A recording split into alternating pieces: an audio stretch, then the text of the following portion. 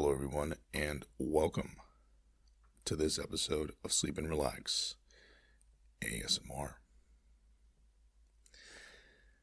Today's episode is going to be another sort of a cappella ramble, and it's not that I didn't have material. Why did I stutter there? Why did I say that so strangely? It's not that I did not have. It is not that I did not have material prepared for today's episode. It was actually, I woke up today and I didn't feel like recording. That's the honest truth behind it.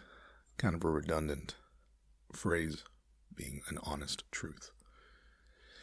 But yeah, I really didn't want to record today. And for some reason, my brain just couldn't get me to focus on the original material I had planned for today, which will come out, don't worry. I'm not going to spoil anything. But, yeah. So, I actually just spent the last hour or so trying to record a separate episode. Didn't work. I didn't like the quality of the audio. I didn't like my tonality behind it. I didn't like much about anything. It just felt very disjointed and very different than what it was I was trying to accomplish. And so for that reason, I scrapped the idea. But I wanted to do something, and I think what I've noticed is typically when I have a difficult time recording the scheduled material, I'm able to usually just sort of rant and ramble about whatever comes into my head. So, yeah, honestly, I woke up today, and these kind of days happen. You know, there are days where you wake up and, you know, you're ready to just conquer the world, and you're ready to go to the gym and be extremely productive at work and record your podcast in a converted little closet. But unfortunately for me today, that just wasn't one of those days. It happens every now and then where there's nothing in particular. It's just like the only thing I want to do for some reason is eat. That's all I feel comfortable with doing. But, you know, I'm trying to exert some discipline here by not somehow procuring sushi at, right now it's, 9 a.m. You know, I'm sure it can be done, but just one of those days. Woke up, for some reason said, you know what I would love today is sushi. And rather than me saying, okay, well, let's record, then maybe let's go to the gym, and then we can have sushi. No, my brain today and my body is just saying, no, just have the sushi now. And so it's kind of been a mental battle, but it's okay. It's a good problem to have. At this point, I'm sort of trying to shift my focus so that my sole intent right now is to really just submit you into a state where listening to me ramble about my sushi addiction / craving and my lack of productivity first thing in the morning, you know, my new goal is to get you so bored that all you want to do is fall asleep. And so that's what we're working on right now. Like I said, this is a totally unscripted sort of ramble. I've really enjoyed doing these. If for no other reason than when I do prepare material, sometimes it'll feel like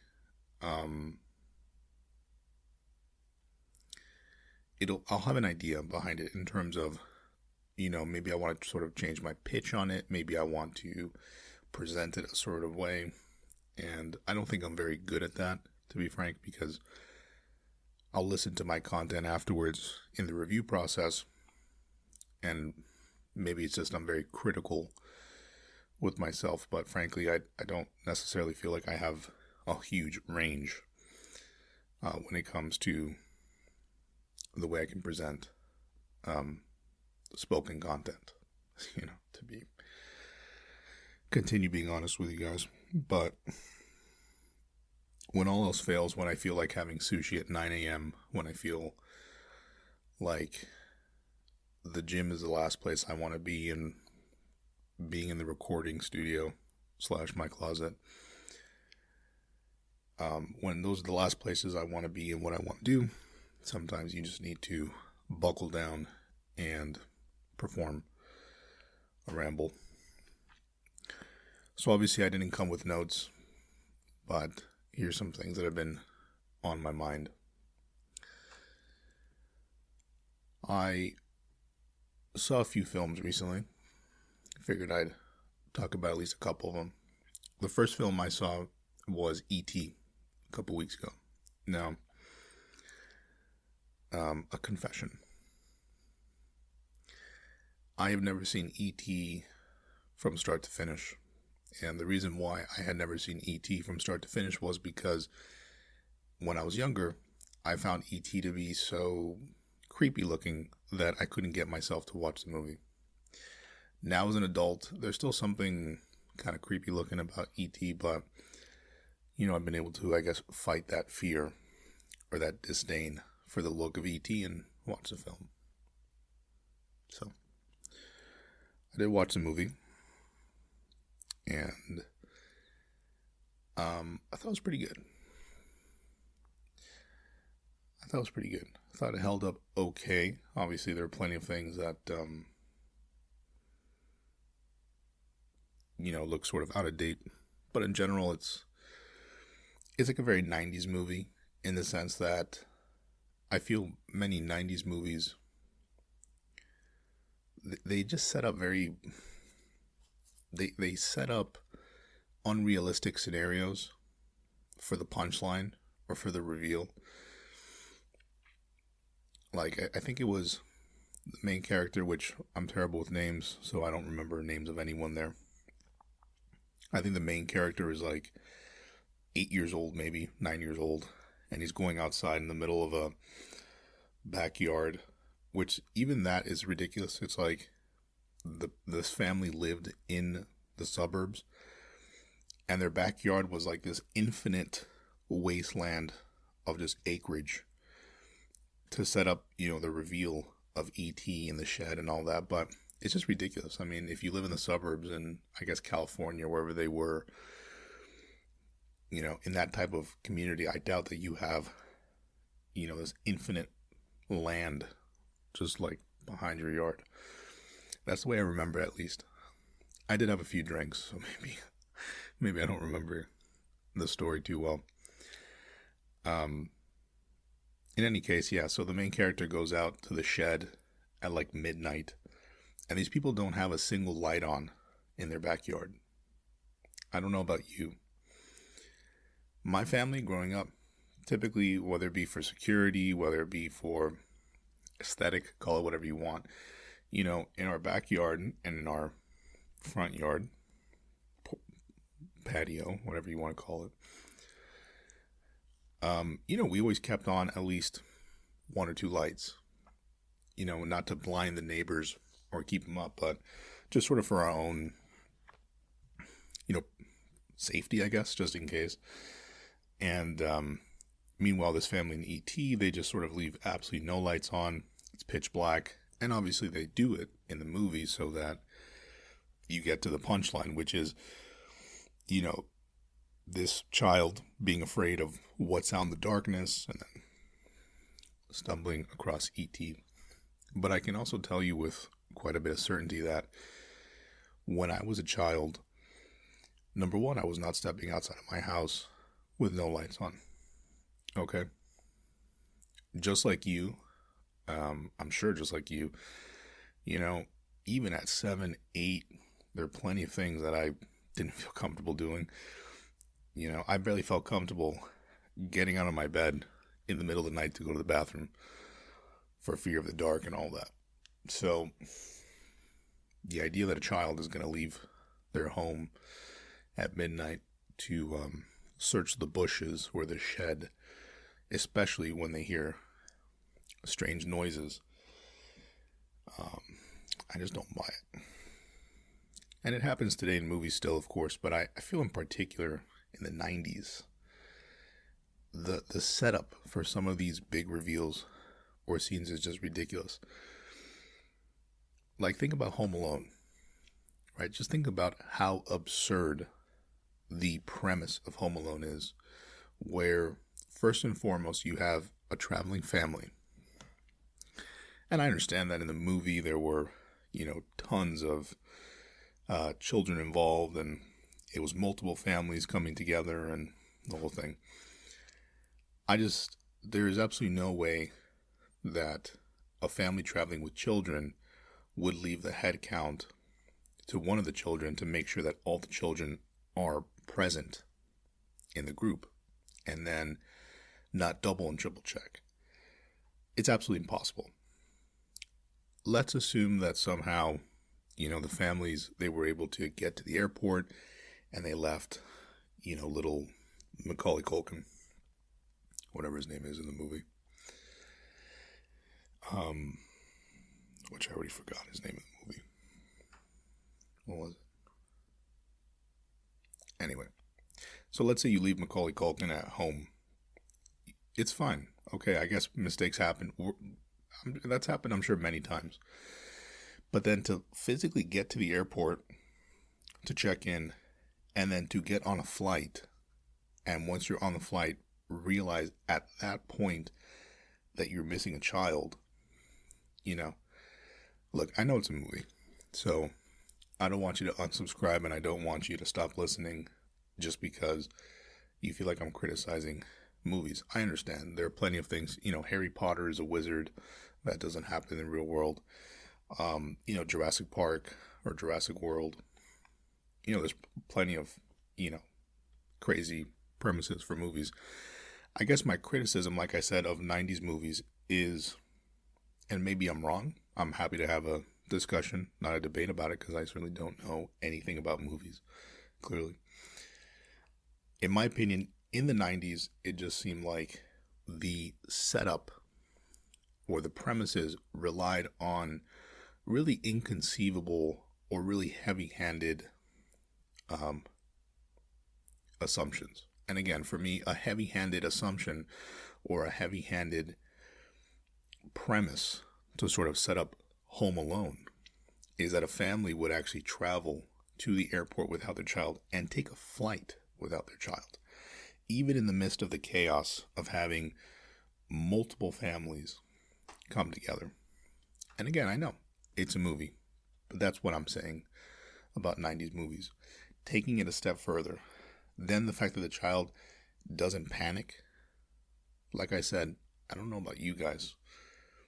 If I was alone at 8 years old and my parents just left me somewhere, I doubt I'd be so chill as to just be watching movies and then going to the grocery store by myself and going out and about and actually knowing how to, buy things and make things. And it could very well be that I was just an absolutely useless 8-year-old. That could be, I think, totally that could be totally plausible. So that's sort of where I stood with E.T. That a lot of the setups and all that, it just felt very 90s. And while I know my tone and the way I'm presenting this rambling review / criticism / opinion piece, it may sound a bit harsh. It was actually very pleasant. It was almost very, how should I say? There was this sort of innocence, this quality of innocence and harmlessness that was, I think, also very indicative of a lot of 90s movies. Like in Home Alone, you were never actually scared for Macaulay Culkin. And it just felt very lighthearted. And again, it could be my own bias. It could be that I'm interpreting things in a totally different way. But I think that 90s movies, that same sort of goofiness and the same sort of heavy-handed and totally ridiculous moments that set up the premise and, the gotcha moments of these films. I think it's also partially what made them so just fun. Just straight up fun. So I saw E.T. I also saw Little Miss Sunshine again, and I actually enjoyed Little Miss Sunshine more upon this should be my second viewing, or maybe third. And in particular, I think what I really enjoy about Little Miss Sunshine, especially as I get older, and maybe not to reveal too much about myself, but, I'm a guy that's looking to start a family here pretty soon. I'm not sure exactly when you'll be listening to this recording, but yeah, the whole idea is sometime soon I would love to start my own family. So to sort of see a family dynamic as they depict like a, let's call it just like a regular old Midwest kind of family with their own problems and their own little intricacies, and, as sort of like a character study, it's really a film that I think resonates and is actually more interesting to watch the older I get. Because not only is it sort of just brilliant in how subtle it is, and I think that is what makes Little Miss Sunshine great, is it's a very subtle film. It kind of reaches a climactic sort of second, third, or halfway through the movie where, they're making the trip to the pageant, and the thing happens with the grandfather, and, like there are definitely some very climatic, or let's say maybe suspenseful moments, but really the film doesn't rely on that at all. The film really relies on just good dialogue, good storytelling, interesting uses of the camera and music, and sort of very small sort of little cues. So Little Miss Sunshine I thought was great upon my second or third viewing. I also saw the original Alien as well. I don't know why this became just a ramble about some of the films I've been watching over the last month or two. I saw the original Alien for the first time, and I thought it was a movie that held up pretty well. I think it's a movie that did horror and suspense extremely well. Extremely well. Everything from not giving you too much information about the alien to sort of the presentation. I thought they had pretty good characters and all that. So even though it's a movie that's obviously, been out there for such a long time, I think it really did hold up quite well. Don't have much more to say about that. I also saw a movie recently called In Bruges with Colin Farrell that I thought was actually excellent. And I've come to realize that Colin Farrell has done a lot more interesting movies than I sort of had recognized heading into watching the film. And what I've also recognized now is that Colin Farrell actually is such a good, dry, comedy, subtle, kind of, subdued style of acting that I didn't really know he had, and I didn't think or know that he would do it so well in multiple films. So for example, if you've ever seen The Lobster, a movie that I personally really enjoy a lot, if only because I enjoy sort of strange, subtle films that have like very clear sort of like social criticisms, but they sort of poke fun at it in an interesting and or fun way. So if you've seen The Lobster, just to give you a quick premise if you haven't, or the breakdown, basically The Lobster is a film where adults at a certain age, they need to find a partner. And if they don't find a life partner after a certain amount of time, they basically get converted into a type of animal. It's an absolutely ridiculous premise for a film. And so anyway, you basically get taken to a resort or a hotel, at which point I think it was 2 weeks or a week to find a partner. And the entire movie is just ridiculous. It's like people are getting together for the most facetious reasons. One couple gets together because they both suffer from nosebleeds very frequently, and that's enough for them to proclaim eternal love. So it's just kind of interesting movie. And Colin Farrell really plays this role of someone who's there who has to find a partner, or else he gets converted into an animal, and the animal he has chosen to get converted into, if he fails to find a partner, is a lobster. I think for a few reasons. I think he says that they live a long time, that they don't have any natural predators aside from humans. I think that they have blue blood or something like that. It's kind of hard to say, but that's sort of the breakdown as to why it is he chooses the lobster. And again, the movie, it's like a dystopian sort of alter universe where people are just extremely blunt.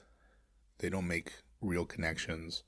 They connect over the silliest things. It's really a film that if you don't watch it, it's very difficult for me to describe the style. I certainly don't have the knowledge or the know-how to be able to really give a like a real critical analysis or technical analysis of the style of film. So anyway, Colin Farrell is in that movie. And then in Bruges, the other film that I saw, which I had never heard of prior to seeing it, he doesn't play a similar character. He plays a hitman who is new to the job, who basically has only completed one mission, and that one mission was sort of botched, for lack of a better term. And his employer sends himself and another hitman to Bruges for vacation. And, it's sort of like this ridiculous thing like, well, why are we in Bruges? Which I believe is in Belgium. And, the employer is basically like, isn't it amazing? It's a fairy tale. And Colin Farrell the entire time is just like, what am I doing here? This is so strange. I'm not going to give more detail just because I don't want to ruin, let's say, the twist of the film halfway through. But same thing. It's kind of a dry, comedic, very over-the-top sort of film. So it's like this weird combination between action and comedy and almost like a tragedy in some regards. And I thought he nailed it. I thought he was great. The other actor, I don't remember his name, but he's the one that plays Professor, the professor with the one eye from Harry Potter, or with the big spectacles. What's his name? Mundungus? No, I don't remember the name of. You could probably tell through multiple episodes how I really don't pay much detail.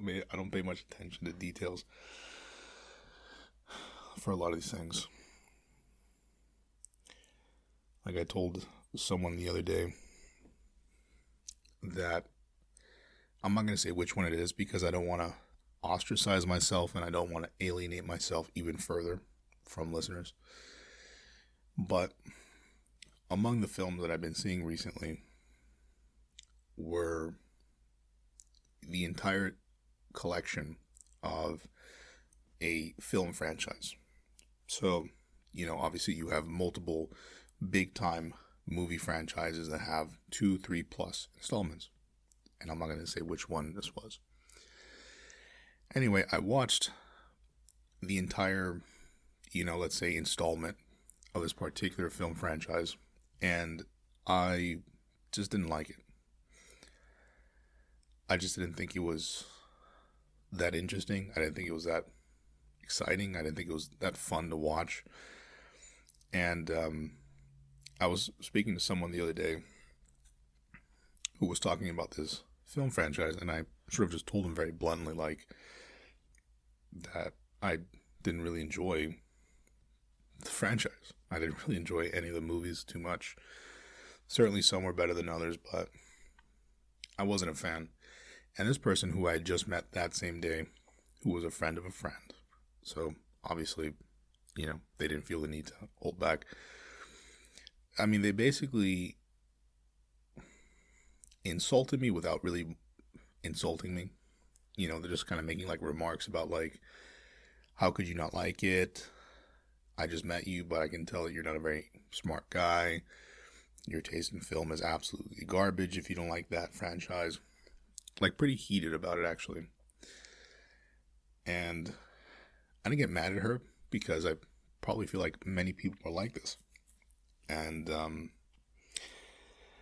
I don't know. I just didn't enjoy it. And like I said,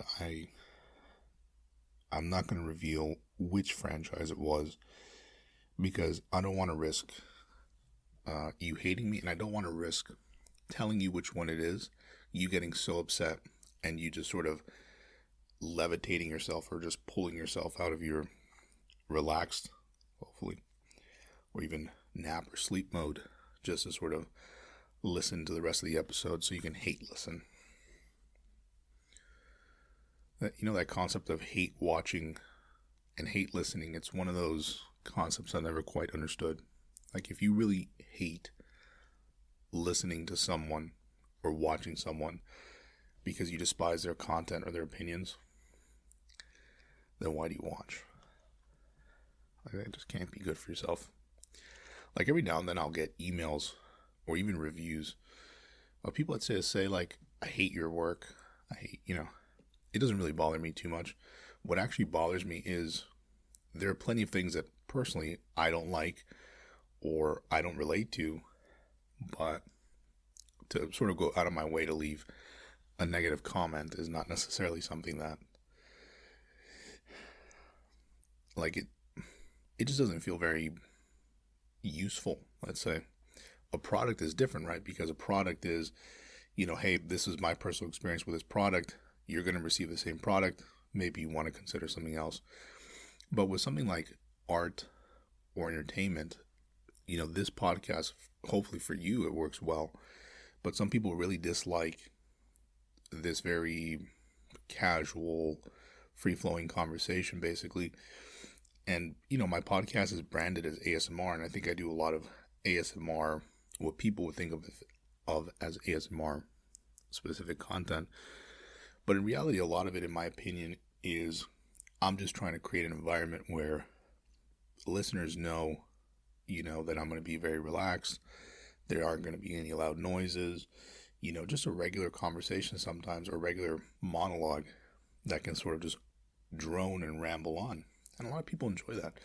That's why a lot of people enjoy listening to something like Bob Ross sometimes, right? Where he's just sort of soft-spoken and talking to you about little trees and happy little mistakes. Certainly not that I'm on the level of Bob Ross, because I'm certainly not. But the point that I'm trying to make is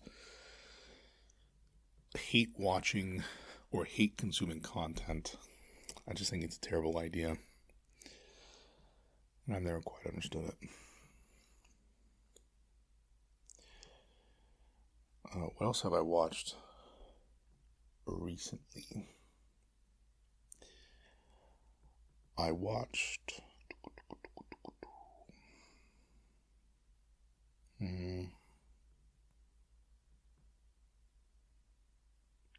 I watched Mean Girls again.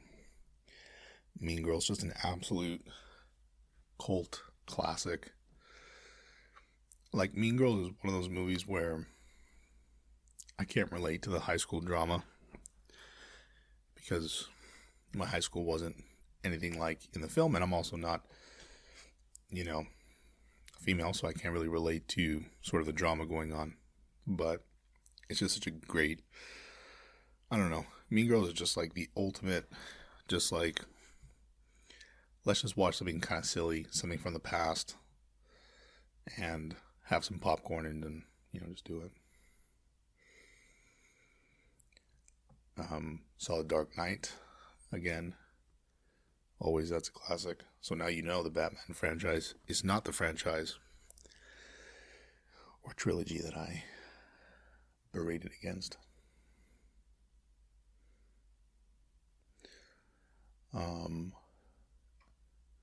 I think lastly, the only other movie that I've seen recently is, I've seen two actually that come to mind. One is WALL-E. I think the first time I've seen WALL-E from start to finish, because I actually have seen WALL-E, but when I watched it last time, I fell asleep. Yeah, I fell asleep. But it was great. I really enjoyed it. I thought it was a lot of fun. Just a really cool premise as well for a film. Pixar, I think it's a Pixar film. They always manage to come out with interesting new little concepts. Same thing with Wreck-It Ralph. Like Wreck-It Ralph, it's a pretty interesting idea for a movie. Just like WALL-E. And yeah, I think Stand By Me was the last film I saw. I thought it held up pretty well, relatively speaking, but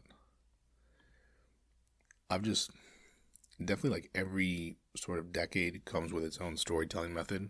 For me, there's no doubt that I'll look back, for example, on Inception to sort of represent the 2010s. And I'm sure when the year is 2030, I'll go back and watch Inception again and then compare it to films being released in 2030.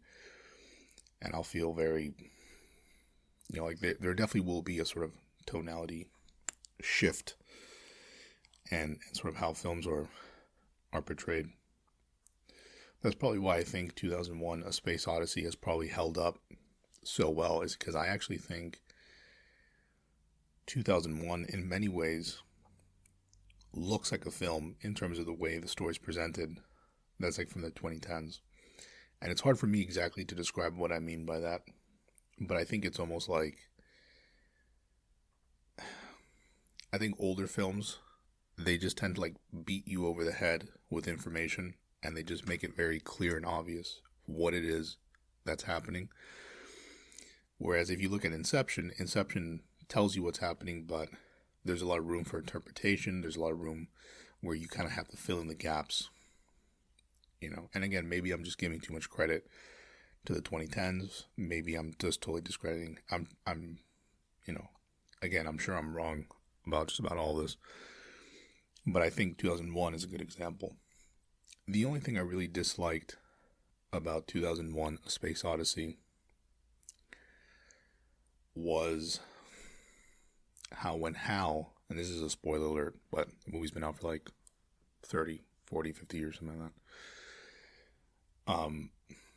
Really the biggest problem I had with 2001 was when Hal was sort of going rogue and doing whatever he wanted. He ended up, basically, for lack of a better word,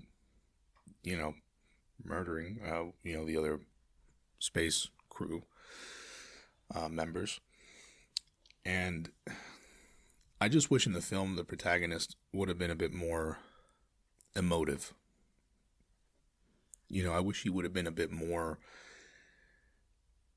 more sweating, more heavy breathing, more fidgety eyes, more nervousness. Because if you're in the middle of space and your artificial intelligence assistant is essentially going rogue and making decisions, on his own accord, that for me is a very nerve-wracking decision. If people that you go up into space with are no longer living because of this AI assistant basically, circumventing your orders so that he can achieve his goal, which is to, whatever, then, like a good example for me was at one point, one of the crew members basically gets ejected into space. And I could be misremembering a bit because I I honestly watched this movie like over 2 or 3 nights because I kept falling asleep. Not because it was bad, but just because I was watching it so late at night. And so the protagonist has to get into a little pod and, would shoot out with, and it had these little grappling hands, let's say, at the end of the pod. And, what would happen, or what happened was the protagonist goes into the middle of space, basically finds, like, the floating body of the crew member, who, at that time, I'm sure the protagonist was smart enough to deduce that, okay, Hal, my AI assistant, basically did this on purpose. But the guy is just totally stoic the entire time. He's not, he doesn't have an emotion on his face. And that's what for me struck me as so strange. There was never a shift where as he got closer to retrieving the body, he kind of opened his eyes, started to breathe heavily, started to ask what was going on, get nervous. None of that. For me, it was just so weird to see someone be so stoic in a situation that was like it really could have used, I think, more over-the-top acting. Maybe if it were like Jack Nicholson in that film, especially with like big facial emotions. I think that's partially why The Shining is so good, is in The Shining so often it's about what's not being said. And Jack Nicholson is so expressive, right, with his eyebrows and his mouth, and the way that he sort of contorts his face, kind of like Jim Carrey in many ways, right? That it gives you such rich information that you can then use to sort of interpret and understand the film more deeply. And that was the thing with 2001 that I just disliked, was an extremely stressful situation, and it just like the guy looked like he was going to the grocery store. It was actually to the point where I couldn't tell if maybe it was my fault. Maybe I was falling asleep and I just wasn't observing the movie well enough. So I actually did rewatch it a few days later in the middle of the day. And no, that was the case. The guy during the most stressful situations possible is basically just like a statue. No smile, no gasping, no wide-eyed, no sweat, no redness in his cheeks, no cursing, no fast breathing, nothing. That, for me, is where 2001 falls short. I'd love to know if you have a similar opinion, because I think I've said this to a couple of people, and they haven't seen it, and, they haven't seen it recently, so they don't necessarily get it, but I'm curious to know your thoughts. So, anyway, I'm going to wrap this up. This has been another little acapella ramble. This time I basically just started talking about movies and films I've watched recently. Let me know your thoughts. Roast me if you wish, or tell me I'm right. It's whatever you prefer. You can always reach me at hello@sleepandrelaxasmr.com.